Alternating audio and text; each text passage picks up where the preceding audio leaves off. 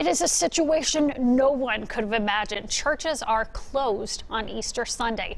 I spoke with a St. Paul pastor earlier this morning as he prepares for an Easter unlike any other.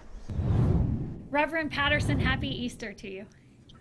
Happy Easter and happy Resurrection Day to you also, Susan. This is such a unique Easter, right? You've been in the ministry 30 years. Been in the ministry celebrating 32 years this year, and this is like none other I've ever experienced, from a lad to a teenager to a young man down to a senior pastor going on 54 years old. This has been like none other. And you guys have really gotten creative. You've been doing things on Facebook, and you've also had your Park and Praise. What's the plan for today? Well, yeah, we've been blessed. Actually, we started doing Facebook Live back last July. It really wasn't my idea. One of my daughters happened to be sitting up in the balcony and took her mom's tablet one day and decided she would record me. And people got a chance to view it, and decided, will we do it again and again and again? And so many of our senior members, because of health and age, are not able to attend service, was blessed by it. So we kept that up.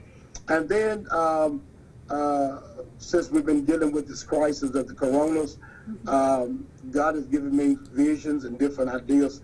I said out of the box that we normally don't do. Just last Sunday, we did what we call Praise in Park. Praise in Park, praising on the parking lot. And I thought about when I was a teenager and when I was a young man, when I was dating, I used to take my girlfriend to the drive-in theater. And we would watch the movie on the screen, and we would listen to the voice coming from the speaker hung on the door. And so I just drove up on the parking lot one day, and God said to me, why don't you do a spiritual theater scene and just invite people to come in their cars, park, let down their windows, still practice social distancing, but still be able to praise me here at on the church campus. And so we invited people to come to Park and Praise. We set up a stage where we could preach and praise, people could sing. And it was so exciting.